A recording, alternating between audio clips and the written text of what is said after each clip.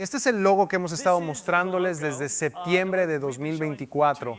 Comenzamos esta serie desde entonces, una serie en la que dijimos que íbamos a recorrer las historias más importantes, las ideas y los puntos principales del Antiguo Testamento. Que iríamos desde la creación hasta el nacimiento de Jesús en Belén. Y dijimos que la llamamos el ministerio de la promesa de Dios, porque dijimos que la promesa de Dios sería el ancla de esta serie. Y esa promesa nos fue revelada muy al principio, probablemente en el segundo sermón que predicamos, cuando dijimos que aunque los hombres cayeron y los hombres fallaron en ser lo que se suponía que debían ser, Dios había hecho una promesa de que atraería a su pueblo de regreso a Él. Y que veríamos que eso sucedería a través de diferentes estructuras, a través de diferentes personajes y a través de diferentes historias. Y a veces estaría velado de una manera difícil de percibir y otras veces se presentaría ante nosotros de manera tan evidente.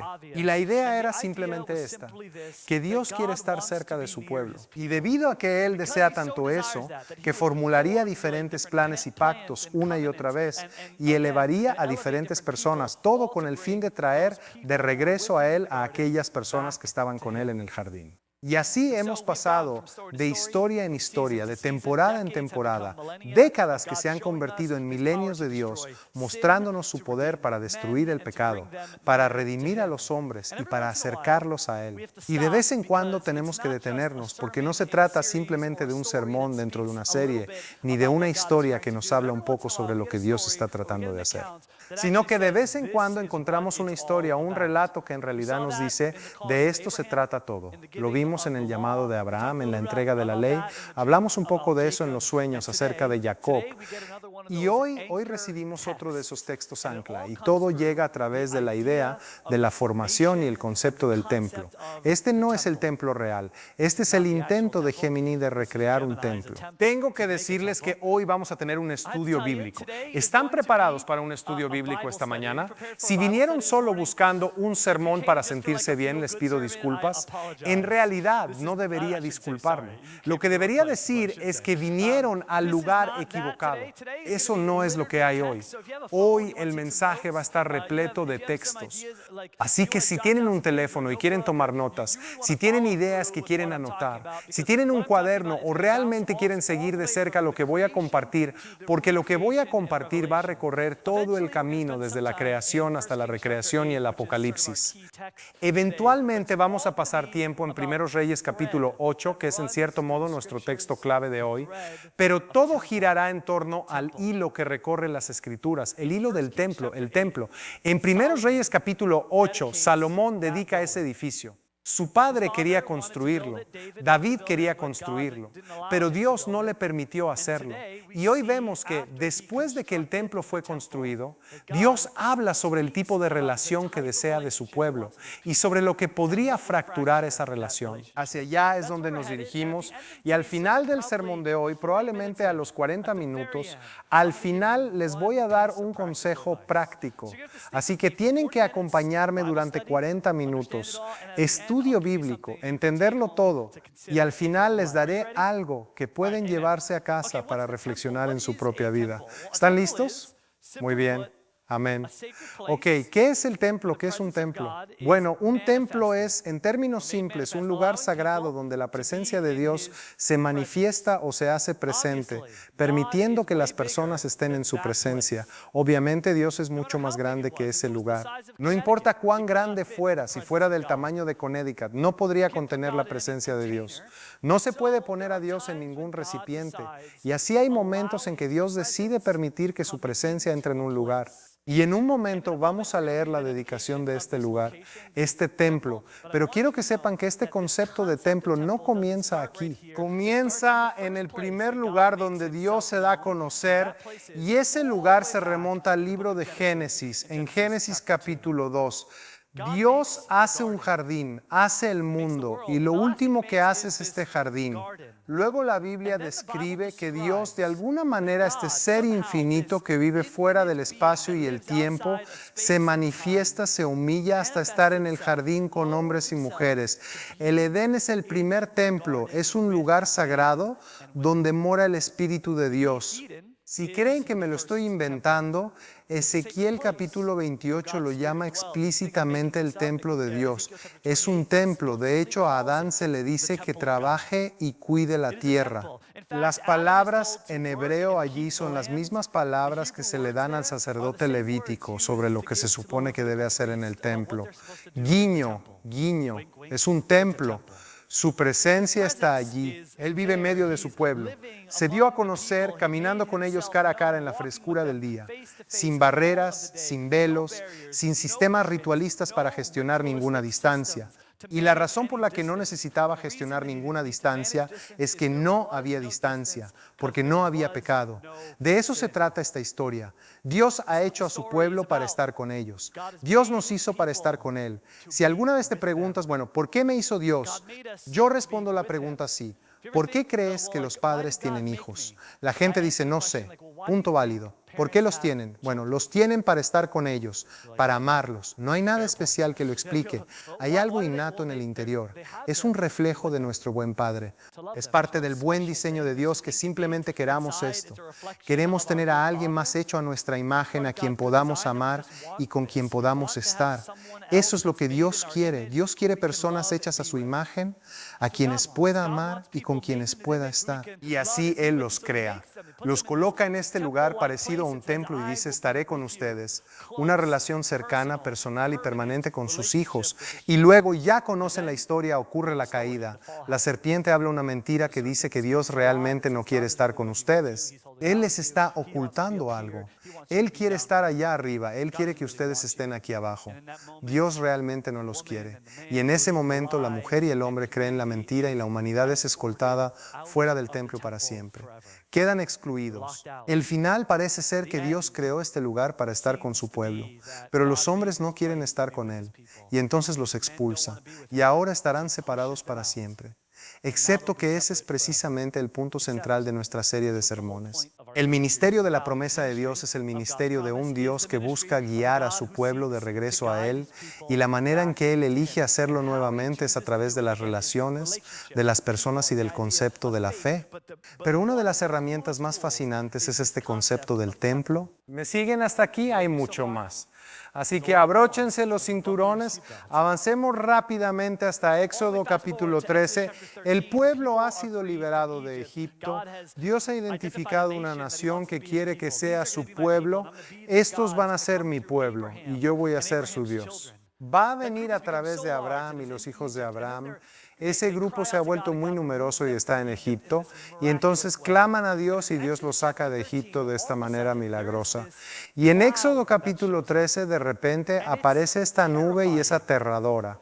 E Israel la llama la gloria de Dios. Técnicamente la palabra gloria simplemente significa peso, pero en la forma en que los israelitas la habrían usado, significa el ser de Dios.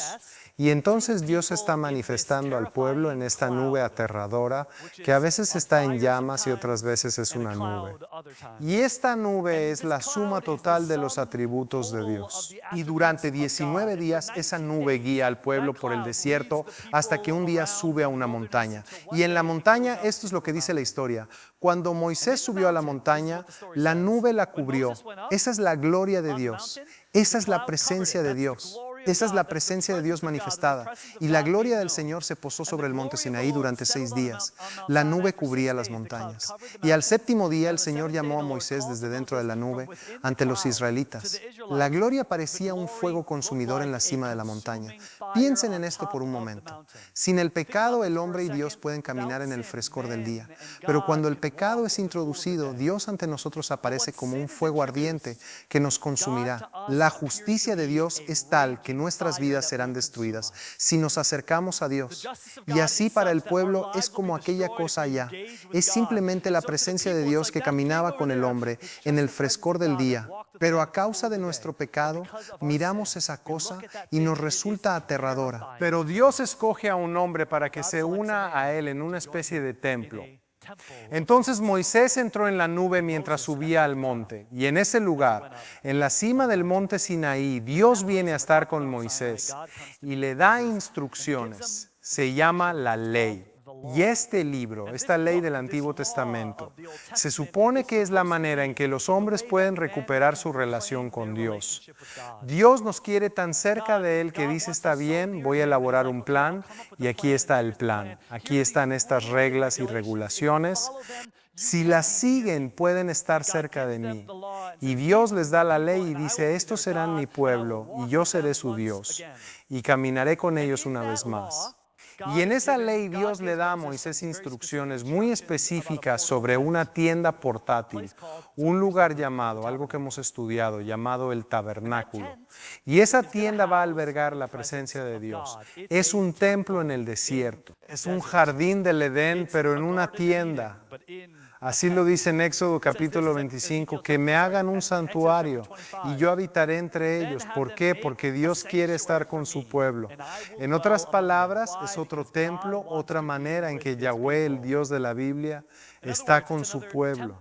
Por cierto, estas son las personas que acababan de construir un becerro de oro y lo adoraron, lo cual nos dice que Dios no está diciendo que necesitan ser perfectos para que Él esté con ellos. Está diciendo que anhela desesperadamente estar con ellos.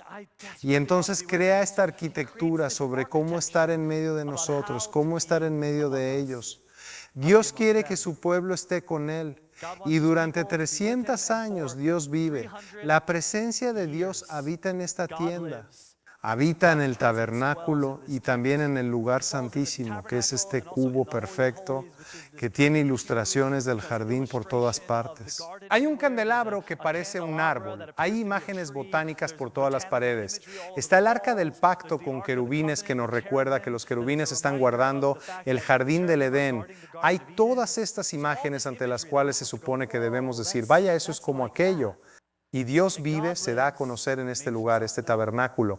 Y Él está allí durante, dije 300 años, pero en realidad son 480 años hasta que llegamos a Salomón. En un Reyes capítulo 18, Salomón le ha pedido sabiduría a Dios. Dios le da sabiduría en un Reyes 3. Y luego Salomón pasa a construir básicamente un imperio entero. Construye ciudades y arquitectura. Y lo último que necesita construir, lo más importante que necesita construir, es el templo de Dios. Y Salomón lo hace, toma 7 años, son como 100,000 trabajadores distintos. Oro en cada superficie, cedros del Líbano, querubines afuera con envergaduras de alas de 15 pies de largo. Es asombroso. Y en el centro hay un nuevo lugar santísimo. Un nuevo lugar para que Dios habite. Al igual que el cubo del tabernáculo, hay un nuevo cubo.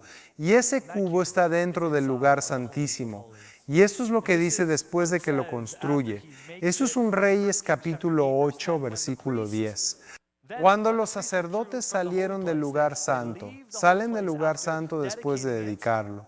La nube, esa gloria de Dios, la presencia de Dios llenó el templo del Señor. Y los sacerdotes no podían realizar su servicio a causa de la nube, porque la gloria del Señor había llenado ese templo. De repente la presencia de Dios va y se precipita desde el tabernáculo hacia este templo. Esa misma nube, la gloria que descendió en el Sinaí, es la misma gloria que llena el tabernáculo. Es la misma presencia que ahora reposa en el lugar santísimo en el templo. Y Salomón queda atónito. ¿Cómo es esto posible? Yo construí este edificio, pero no sabía que Dios iba a entrar en este edificio. No estaba seguro. Y él está asombrado. Y pasa todo el capítulo 8 de un Reyes dedicando este lugar. Deberían leerlo por su cuenta. Es absolutamente hermoso. Pero hay una parte que quiero destacar. Entonces Salomón se puso de pie ante el altar del Señor, frente a toda la asamblea de Israel, extendió sus manos hacia el cielo y dijo, Señor, Dios de Israel, no hay Dios como tú en el cielo arriba ni en la tierra abajo. Tú que guardas tu pacto de amor, ¿cómo estás en este lugar?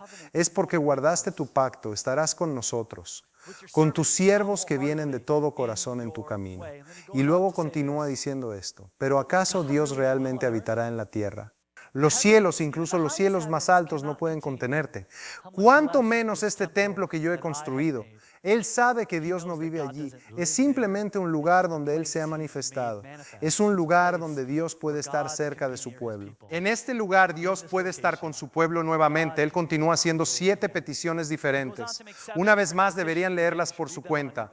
Y todas las peticiones son básicamente iguales. Las primeras 4 tratan sobre Israel. Él dice, cuando Israel peque o cuando sean derrotados o cuando haya sequía o cuando haya plaga, cuando se den cuenta de que han actuado mal, que vuelvan aquí y estén contigo nuevamente. Eso es lo que tú deseas, eso es lo que estás buscando. Construimos este lugar para cumplir tu promesa de que los hombres pueden estar con su Dios nuevamente. Señor, ¿podrías hacer eso?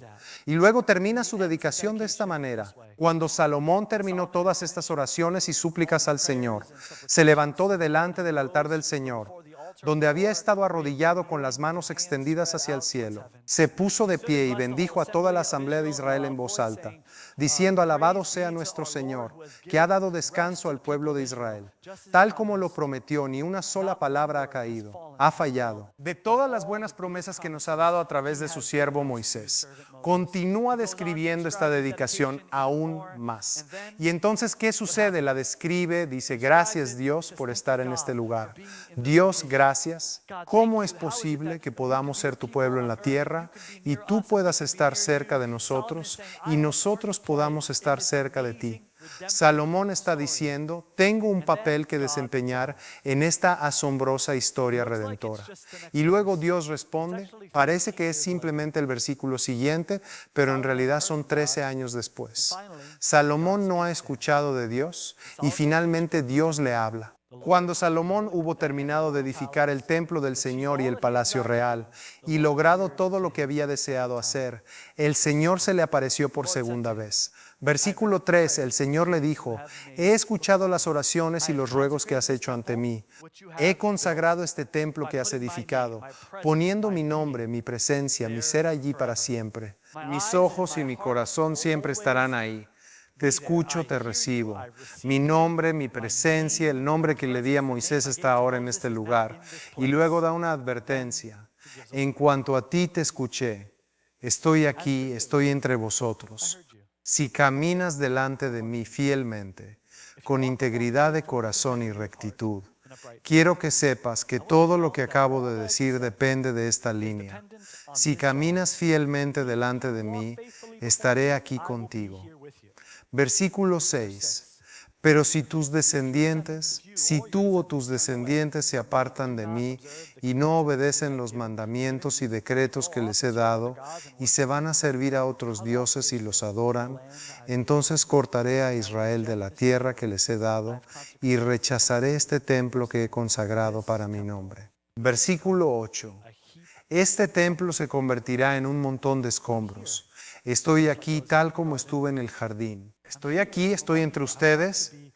Quiero estar con ustedes. Quiero estar con ustedes y que ustedes estén conmigo y yo con ustedes, pero tienen que obedecer. En Israel, tal como su antepasado Adán fue a comer el fruto de adorar a otros dioses, Salomón caería e Israel lo seguiría. Y la siguiente parte de la historia es una de las más trágicas en todas las Escrituras. 350 años después de la dedicación de Salomón a este templo, Israel había hecho exactamente lo que Dios dijo que no debían hacer. Persiguieron a otros dioses, convirtieron ese magnífico edificio en un templo no solo para Yahweh, sino también para otros dioses. Mantuvieron la liturgia, pero abandonaron al Señor por completo. Y al profeta Ezequiel se le da una visión, y en la visión ve la gloria de Dios abandonando el templo. No solo abandonando el templo, sino que dice esto: la gloria del Señor se elevó desde el interior de la ciudad y se detuvo sobre el monte al este de él. No solo abandonó el templo, abandonó la ciudad. ¿Cuál es la idea? Al igual que Adán y Eva, Dios dice, no puedo estar en esta situación. Tu pecado ha causado esta separación entre tú y yo y está ocurriendo una y otra vez y otra vez. Y no quiero estar en este templo que construiste. Y él se va al monte de los olivos. Dice que la gloria abandona el templo y simplemente se detiene en el monte de los olivos solo esperando. Esta es la enfermedad que vemos a lo largo del Antiguo Testamento. Por cierto, la historia del Antiguo Testamento es la misma historia una y otra vez y otra vez. Dios quiere estar cerca de su pueblo, pero nosotros seguimos alejándolo. Dios hace un jardín para que puedas morar con Él y nosotros decimos, no quiero eso. Y no te quiero a ti. Y no quiero estas reglas. Dios dice, está bien, entonces haré una ley en el Sinaí y haré una ley que simplemente te dé la oportunidad de estar conmigo. Voy a explicar explícitamente cómo estar cerca de mí. Y nosotros decimos, no quiero esas reglas, no te quiero a ti. Él construye un templo, lo llena y dice, estaré aquí. Estaré entre ustedes. Solo no adoren a otros dioses. Y nosotros decimos, claro. ¿Qué tal otros dioses? Llenemos el templo con más dioses. Esta es la historia del Antiguo Testamento. Dios quiere estar cerca de nosotros, pero nosotros seguimos alejándolo. Esa es la historia del templo. Pero al final del arco del Antiguo Testamento hay una profecía de que algo único podría venir en el futuro. Esto es lo que dice en Ezequiel capítulo 43. Dice, entonces el hombre, ese es el Hijo del Hombre, el nombre favorito de Jesús para referirse a sí mismo, el título que él mismo se da. Entonces el hombre me llevó a la puerta que mira hacia el oriente. De nuevo, esto es una profecía. ¿Qué hay al oriente? El monte de los olivos donde está la gloria de Dios. Recuerden, ya había abandonado el templo y vi la gloria de Dios. La gloria del Dios de Israel que venía del oriente. Su voz era como el estruendo. Su voz era como el estruendo de aguas torrenciales. Y la tierra resplandecía con su gloria. Hay una promesa al final del Antiguo Testamento de que la gloria de Dios regresaría, pero de una manera nueva, en la forma de un hombre. Y entonces cuando nos dirigimos a Juan capítulo 1,600 años después de la visión de Ezequiel y leemos la línea que dice, el Verbo se hizo carne y habitó entre nosotros. Hemos visto su gloria, la gloria del Hijo unigénito que vino del Padre, lleno de gracia y de verdad. Y recordamos que Jesús a lo largo de todo su ministerio decía, yo soy el Hijo del Hombre. Y recordaríamos que en el nacimiento de Jesús, cuando la gente está a su alrededor y ven y anuncian su nacimiento, dice que la gloria del Señor estaba sobre ellos. Y leemos que Jesús diría en Juan capítulo 2, versículo 19, destruye este templo y lo reconstruiré en 3 días. Entonces tenemos que darnos cuenta de que lo que Jesús está diciendo es que esa idea del jardín, un lugar donde podías estar cerca de Dios, ha pasado ahora del jardín al tabernáculo donde podías estar cerca de Dios, luego del tabernáculo al templo, y luego del templo su presencia abandona el templo y regresa en forma de hombre. Entonces, ¿cómo te acercas a Dios? Acércate a Cristo. Vaya.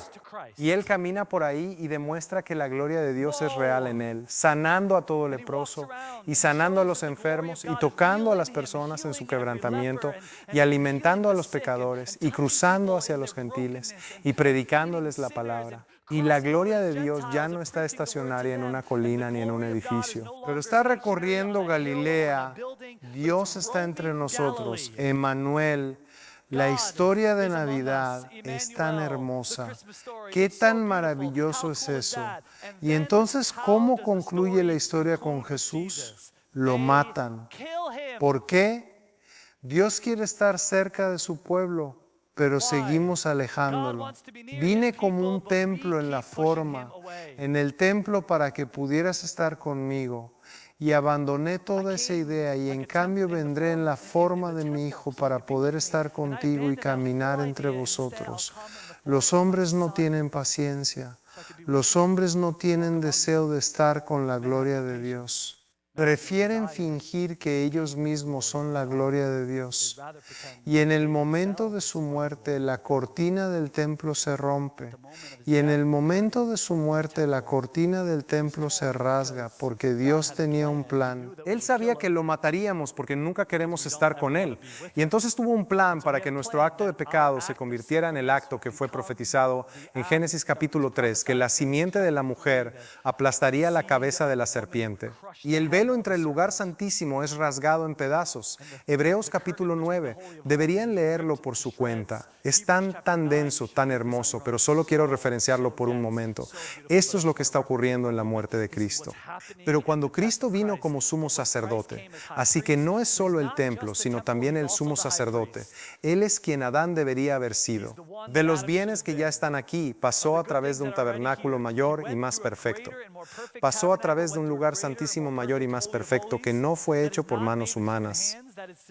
Es decir, no forma parte de la creación. No entró por medio de sangre de machos cabríos ni de becerros, sino que entró una vez para siempre en el lugar santísimo por su propia sangre, obteniendo así la redención eterna, versículo 15. Por esta razón, Cristo es el mediador de un nuevo pacto. Puedes leerlo de una manera nueva. Tienes el camino del Edén, donde Dios camina con nosotros en el frescor del día y nos da un solo mandamiento: no comas del árbol. Tienes el camino del Sinaí, que dice: estas son las reglas necesarias para estar cerca de mí. Y luego tienes el nuevo pacto, el camino de Jesús, para que los llamados reciban la prometida herencia eterna, ahora que Él ha muerto, como rescate para liberarlos del pecado cometido bajo el primer pacto. El nuevo pacto nos da un nuevo tipo de templo, pero no a través del sistema ritualista del templo, sino un nuevo tipo de sistema de templo. Un nuevo sistema que dice que si respondes a Jesús con fe, si le entregas toda tu vida, Él te recibiría. Y piensas: vaya, eso es increíble. Y luego lees Hechos capítulo 2 en la inauguración de la iglesia, y de repente el Espíritu suena como un viento impetuoso. Y el Espíritu desciende sobre las cabezas de las personas y entra en sus vidas. Y la gloria de Dios ya no está a distancia, no habita en un templo, sino que habita en las vidas de quienes han entregado toda su vida a Cristo. Jesús diría, el apóstol Pablo lo diría de esta manera en 1 Corintios capítulo 3. ¿No saben que ustedes mismos son el templo de Dios? ¿No lo entienden? Y que el Espíritu de Dios habita en ustedes o entre ustedes. Si alguien destruye el templo de Dios, Dios lo destruirá a él. Él nos ha acercado, nos acercó de todas estas diferentes maneras. Y dice: no saben que ustedes son el templo de Dios. ¿Qué significa esto? ¿Qué se supone que significa para nosotros? Aquí está la idea. Que esa presencia que estaba muy lejos ahora tiene la oportunidad de estar cerca y dentro de nosotros. Y quiero contarles cómo termina la historia antes de decirles qué es relevante para ustedes. En Apocalipsis capítulo 21, las últimas páginas de las Escrituras, algo hermoso sucede. Hay una imagen del cielo y dice: no vi ningún templo en la ciudad, porque el Señor Dios Todopoderoso y el Cordero son su templo. Lo que significa que no necesito algo externo, porque estoy aquí contigo. Estoy aquí contigo. Y en Apocalipsis 21, la conclusión de la visión se nos presenta. Escuché una voz fuerte desde el trono que decía: mira, la morada de Dios está ahora entre la gente. Dios siempre ha querido estar con nosotros. Su morada está con nosotros. Ellos serán su pueblo y Dios mismo será su Dios. Y entonces todas las consecuencias del pecado las borra. Él enjuga las lágrimas. Ya no hay más muerte, ni duelo, ni llanto, porque el antiguo orden de las cosas ha pasado. Este es el hilo conductor del jardín a la zarza, al Sinaí, al templo de Salomón, al bebé nacido en Belén, al Espíritu derramado en Pentecostés, a la nueva comunidad de creyentes dispersos por todo el mundo, a la nueva Jerusalén, la misma palabra, el mismo deseo, el mismo Dios. Finalmente, permanentemente, incondicionalmente, Él está con su pueblo. Bien, esa fue la lección. Ahora pasemos a lo práctico. En realidad no es tan práctico. ¿Cómo cerramos? Dios quiere estar cerca de nosotros. Vaya, tanta gente primero rechaza la línea número 1, Dios. Rechazan esta creencia de que hay alguien que en realidad se preocupa por ellos. Así que todo el día caminan nihilistas, mirando al mundo y pensando: no hay nada más, no hay nada adicional, todo lo que tengo es el momento presente. Y si todo lo que tienes es el momento presente, esto es un infierno. Si todo lo que tienes no va más allá de ti mismo, esto es algo horrible. Pero Dios, el autor y creador del universo, Él está ahí. Él está verdaderamente presente. Si estás aquí y no crees, quiero animarte a que leas, a que ores, a que consideres, a que luches contigo mismo, a que descubras. ¿Hay un Dios en el cielo? ¿Cómo? Descúbrelo. Y luego pasas a lo siguiente, que es que su deseo es estar cerca de ti. Lo que significa que Él quiere que vivas una vida llena de propósito, llena de significado, que tu vida no esté guiada por cosas transaccionales que ocurren en ideas momentáneas o tentaciones momentáneas o placeres o todo eso. No se trata de eso. Como la vida no es así. La vida, Dios en realidad está tratando de llevarte hacia algo más grande. Si te aferras a eso, es como decir, Dios, en realidad hay un Dios y Él quiere algo de mí. Pero no es eso. Él quiere que estés cerca de Él. Quiere ser un buen padre. Quiere ser alguien con quien pueda hablar, llorar, de quien pueda recibir orientación. Los mejores padres son esos padres que ya sabes, tu carro está varado en medio de la carretera. Son la 1:45 de la madrugada y marcas y llamas. Y el papá dice, ahí voy ahora mismo. Eso es lo que Dios quiere ser para ti, pero no con algo tan trivial como tu auto, sino con algo tan significativo como el peso que cargas en tu alma. Dios quiere estar cerca de nosotros. El problema, y la Biblia lo dice en todas partes, tenemos que ser honestos, es que seguimos alejándolo. No te quiero. Mira, Dios dice, ama a tu enemigo. Ora por los que te persiguen. Nosotros pensamos, ¿y si simplemente odiamos a nuestro enemigo? ¿Y si mejor hacemos eso, da a los pobres? ¿Y si no hacemos eso? ¿Y si mejor me doy a mí mismo? No busques la comodidad. En cambio, busca lo que tiene significado. Y si busco la comodidad, y lo que hacemos es simplemente continuar rechazándolo, y continuar rechazándolo, y continuar rechazándolo, y entonces todos los beneficios de que Él esté cerca de nosotros desaparecen porque elegimos estar lejos de Él. Y entonces aquí está mi reflexión y aquí está mi conclusión para ti. Si has sido cristiano, si has estado en esto por mucho tiempo, tal vez sigues viniendo a la iglesia, pero no estás realmente seguro de qué deberías estar obteniendo de todo esto. Y nuestro gran mensaje para ti no es solo que las creencias importan, que la fe importa y todo eso, sino que en verdad cómo vives importa. Si quieres que Dios esté cerca de ti, cómo vives importa. Cómo vives importa. Cómo te involucras genuinamente con la vida. Si decides comprar algo o no. Si decides participar en esa conversación o no. Si le escribes un mensaje a esa persona o no. Cómo haces todas esas cosas. Lo que decides hacer realmente importa. Si quieres los beneficios de la cercanía con Dios. Dios no va a decir simplemente sí puedes estar cerca de mí y recibir todos estos beneficios. Pero no me importa lo que hagas, ni cómo actúes, ni a quién trates terriblemente, ni lo que hagas para deshonrar mi nombre. Voy a quedarme justo a tu lado de todas formas. ¿Qué relación funciona así? Ninguna relación funciona así. La razón por la que lo alejamos es porque no queremos vivir de la manera en que Él nos ha pedido que vivamos. Y por eso quiero exhortarlos a considerar esta idea de que lo que haces y cómo vives y las decisiones que tomas y lo que eliges beber o no beber y lo que eliges ver o no ver y lo que eliges escuchar o no escuchar y con quién eliges pasar el tiempo o no pasar el tiempo, todo eso importa. Todo ello importa y no puedes simplemente venir a la iglesia y pensar que toda la idea se trata de cambiar tu manera de pensar o cambiar, oh, soy hijo de Dios, sí, lo soy. Es como, ¿cómo sabes que eres hijo de Dios? Porque has estado viviendo como si no lo fueras durante tanto tiempo. Solo digo que es importante que consideres la manera en que vives. Y si vives de una manera que honra a Dios, no perfectamente, a Salomón Dios le dijo que caminara fielmente. Con eso es suficiente. Fielmente simplemente significa que confías en Él, que cuando fallas te vuelves a Él. Y si vives de esa manera, Dios se acercará a ti y recibirás todos los beneficios que Él tiene. Quiero animarte, déjalo establecer su hogar en tu vida. Deja de alejarlo y permítele guiarte y dirigirte, porque si lo haces, Él te llevará a un lugar donde no habrá más llanto ni tristeza, no habrá más guerras, no habrá más amigos míos llamando desde el Líbano diciendo que necesitan ayuda.